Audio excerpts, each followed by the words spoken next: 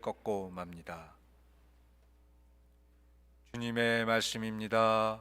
하느님 감사합니다.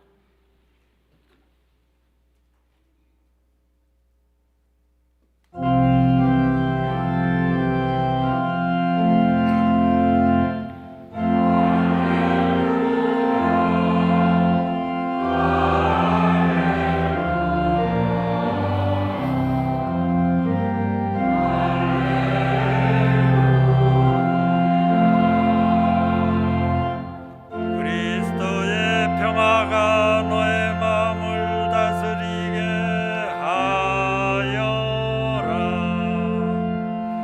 그리스도의 말씀이 너희 가운데 풍성히 머무르게 하여라.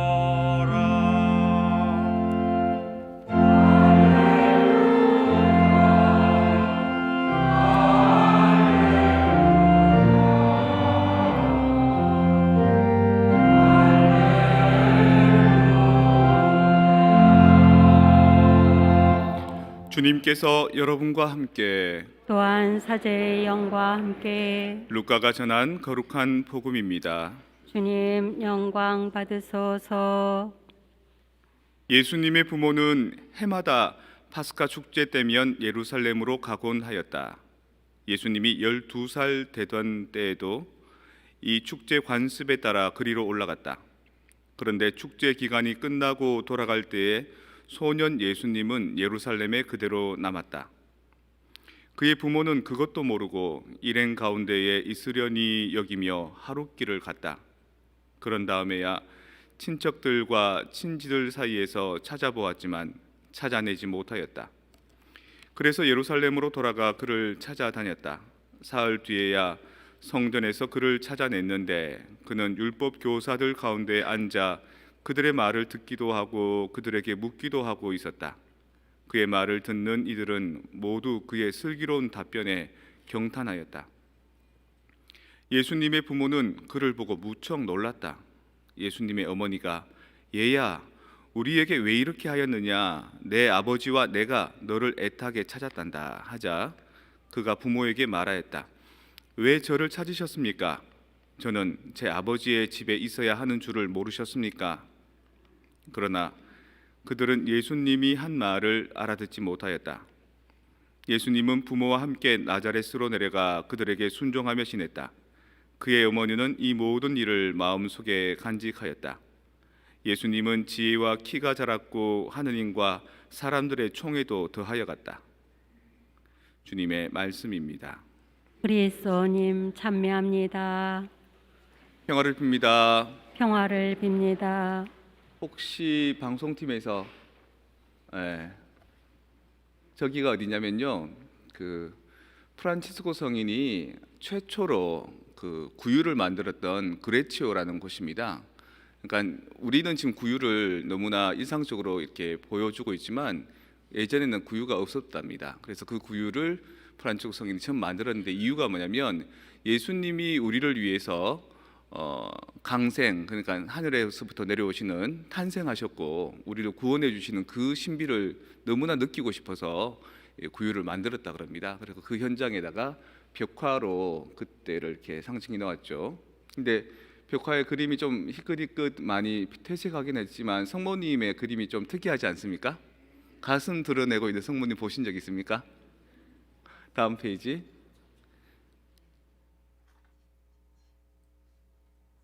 같이 나온가 봅니다. 다음 페이지는 성모님 가슴만 이렇게 클로즈업 한 거거든요. 나올지 안 나올지 한번 이따가 한번 보시고요. 저는 저 그레치오에 가서 프란치스코 성인이 이곳에서 그런 어떤 행적을 살았다의 감명을 받기보다도 아기 예수가 너무 부러웠습니다. 성모님의 가슴이 마치 우리 외할머니 가슴처럼 이렇게 늘어져 있습니다. 그리고 그 젖을 예수님이 너무 흡족하게 이렇게 그것에 이렇게 만족하고 그 품 안에 이렇게 있는 겁니다. 제가 때때로 우리 어머니 17살에 돌아가셨습니다. 그래서 우리 어머니가 안 계셨던 그 모성에 대한 결핍이 있습니다라고 간혹 얘기를 했는데 곰곰이 생각해 보니까 돌아가셔서 결핍도 있지만 어머니 살아 계실 때도 상당히 결핍이 있었습니다. 왜냐하면 어머니는 아프셨거든요. 그래서 어머니가 아프시고 입원을 가끔 하시는데 그러면은 우리가 밥을 먹어야 되니까 이모들이 오셔서 밥을 해주셨습니다. 어떨 때는 외할머니가 오셔서 밥을 해주셨거든요. 근데 제가 그때 10살이었는데 그때까지 제가 잠에서 엄마 가슴 더듬으면서 이렇게 잤어요. 그런데 저도 모르게 잠결에 엄마인 줄 알고 외할머니 옷 속에 손을 쑥 집어넣고 이렇게 가슴을 만졌던 겁니다. 우리 외할머니가 갑자기 이게 뭐고 그러면서 깜짝 놀라는 겁니다. 근데 그때 제가 잠이 깼는데 첫째는 너무 놀란 게 우리 엄마는 저 꼭지만 남아 있었는데 우리 외할머니는 방석만한 가슴을 갖고 있어서 엄마가 아니란데 너무 놀랐고, 두 번째는 너무 부끄러운 겁니다. 그러니까 엄마인 줄 알고 그랬었는데 엄마가 아닌 상실감, 그리고 외할머니한테 그래서 외할머니가 놀란 것에 대한 어떤 그 부끄러움. 그래서 이 꼬맹이가 내가 할머니하고 똑같이 이게 뭐고 이러면서 따라했습니다. 할머니도 좀 우스웠는지 그 다음날 이모들 이렇게 오셨을 때 제가 그랬다고, 내가 이게 뭐고 그러니까 지도 이게 뭐고 그러면서 따라했다고. 그래서 저 그림이 너무 부러웠습니다. 아기 예수님은 성모님의 젖가슴을 차지할 수 있었으니까요. 그곳에서 이렇게 누릴 수 있었으니까요. 오늘 독서 내용이 사실은 일독서가 집회서 내용이 나왔는데 그 영어가 같이 되어 있는 매일미사, 그 미주 지역 매일미사는 안 나오는데 한국에서 보는 매일미사 책을 보면 일독서를 2개 중에 하나를 선택할 수 있습니다. 집회서와 사무엘서. 근데 사무엘서에 어떤 내용이 나오냐면요, 때가 되자 한나가 임신하여 아들을 낳았다. 한나는 아이의 이름을 사무엘이라고 하였다. 남편 엘카나가 온 가족을 데리고 주님께 주년 제사와 서원을 드리러 올라가는데, 오늘 복음에서도 예수님께서 그 부모가 해마다 파스카 축제가 되면 예루살렘으로 가곤 하였다 이렇게 얘기 나오지 않습니까?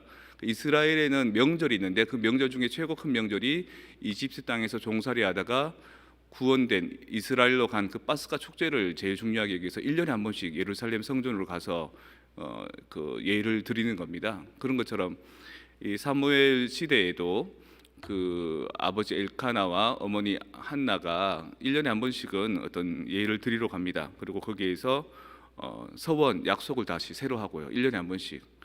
근데 한나가 어떻게 대답하냐면, 남편 엘카나가 온 가족을 데리고 주님께 주년 제사와 서원을 드리러 올라가는데 한나는 올라가지 않았다. 되게 중요한 명절인데 같이 안 가겠답니다. 가족이 다 같이 가는데, 마치 한국 땅에서 추석이나 설날 다들 이렇게 시댁에 가는데 며느리가 나는 이번에 안 갈래 이런 겁니다. 되게 못됐죠. 그러면 얄밉잖아요. 그 동서들 간에 안 와봐요. 얼마나 또 섭섭해하고 서운해하고 또 갈등하는지. 근데 그 이유가 있습니다. 이유가 뭐냐면, 한나는 남편에게 말하였다. 아이가 젖을 때까지 기다렸다가 그 아이를 데리고 가서 주님께 보이고 언제까지나 그곳에 살게 하겠습니다. 그러니까 애가 이제 사무엘이라는 이름 자체가 샤무, 샤마, 들었다. 누가 하느님께서 엘로힘께서 들어주셨다. 그러니까 내가 성전에서 기도했을 때 눈물을 흘리고 기도할 때 그 사제가 와서 엘리가 와가지고 술 먹고 그렇게 성당에서 울면 안 된다 가라 이랬더니 제가 술 취한 게 아니라 애가 없어서 너무나 서글프고 슬퍼서 우는 겁니다. 그래, 너의 소원이 이루어질 거다, 가서 가거라 이렇게 해서 낳은 애가 사무엘 아닙니까? 근데 하느님께서 들어주셔서 낳은 애, 너무 귀한 그 애를 봉헌하겠다고 마음을 먹은 겁니다. 성전에 마치 제가 이 성당의 사제로 살듯이 그곳에서 이제 제사를 지내는 사제가 되게 하겠다는 겁니다. 사무엘을. 그러니까 언제까지, 이 애가 젖을 뗄 때까지 내가 데리고 있겠습니다. 그때까지 기다렸다가 얘가 젖을 떼면 언제까지나 그곳에서 하느님의 터전에서 살게 하겠습니다. 봉헌하겠습니다. 그러니까 이하고 함께 있을 수 있는 시간이 너무 아깝기 때문에 거기 갔다가 왔다가 하는 것도 싫고 애하고 같이 좀 있게 해주십시오. 그리고 그 제사 지내러 가는 그곳에는 내가 이 애가 젖을 때면 내가 스스로 가겠습니다. 애를 데리고. 그리고 거기다 아이를 봉헌하겠습니다. 그래서 그 사무엘이 하느님의 말씀을 듣고 주님 말씀하소서 당신 종이 듣고 있나이다 라고 3번씩이나 불렀을 때 응답하는 그런 예언자가 되지 않습니까? 다윗에게 기름 부어주는 아주 훌륭한 사람이 됐죠.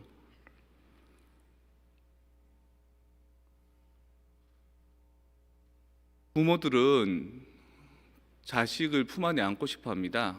그래서 품 안에 두고 싶어 하고 또 자식도 저처럼 엄마 젖을, 엄마 가슴을 느끼고 싶어 합니다. 엄마 품 안에 있고 싶어 합니다. 그런데 부모와 자식 간의 관계는 아주 돈독하기 때문에 내 품 안에 있을 동안은 내가 경험하고 내가 살아온 그것에 대해서 자식들한테 자꾸 얘기합니다. 공부 열심히 해야지 좋은 훌륭한 사람 된다. 밥 먹어야 된다. 또 뭐 어떻게 나쁜 친구 사귀면 안 된다. 이거 해라, 저거 해라 이렇게 얘기하는 거죠. 자식은 어떻게 대답하느냐? 왜 저를 찾으셨습니까? 내가 아버지 집에 있어야 하는 줄 모르셨습니까? 엄마 왜 자꾸 나한테 바더링 하는데? 엄마 왜 자꾸 나한테 이래라 저래라 하는데? 나도 이제 애 아니야. 내가 하느님께서 나에게 정해주신 일을 해야 될 줄 엄마 몰라? 이렇게 얘기하는 겁니다.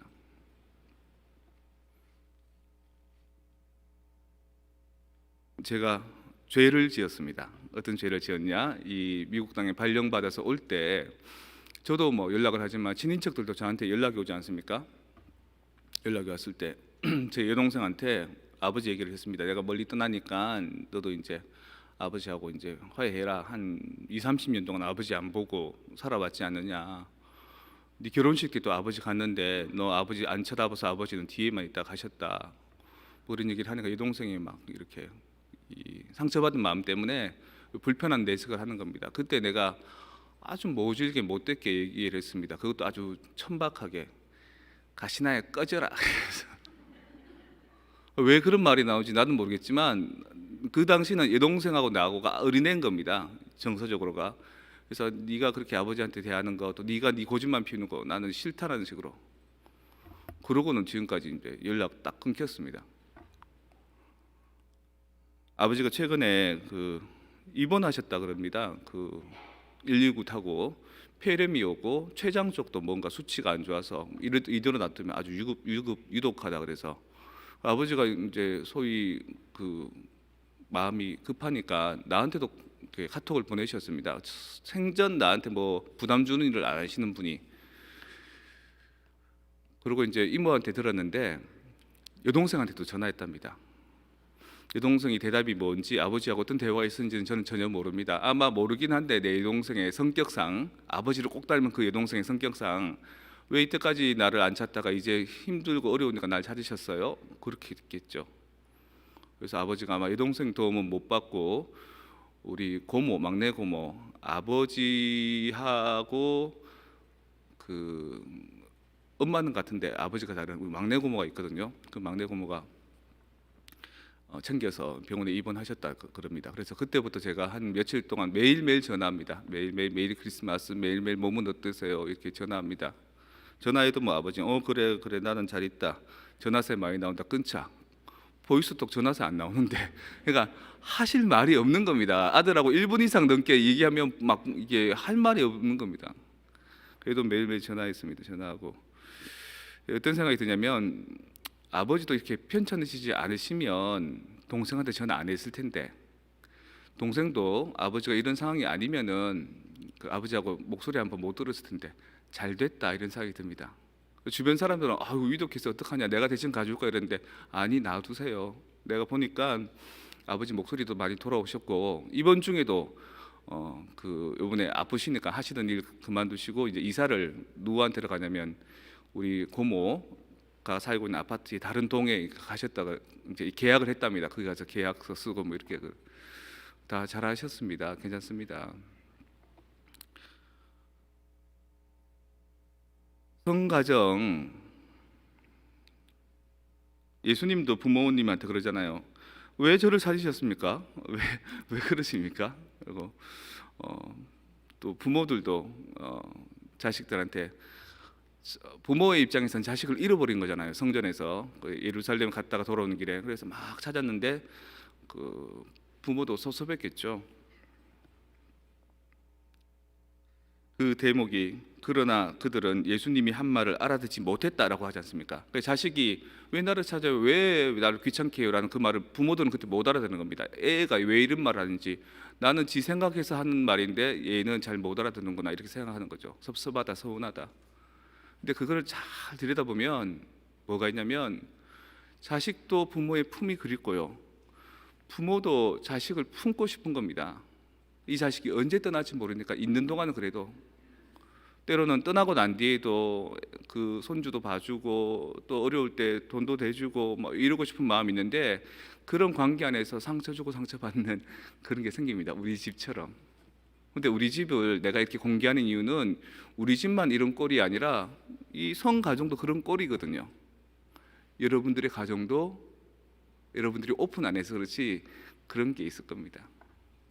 그리고 저는 이성가정 주기를 통해서 기도합니다.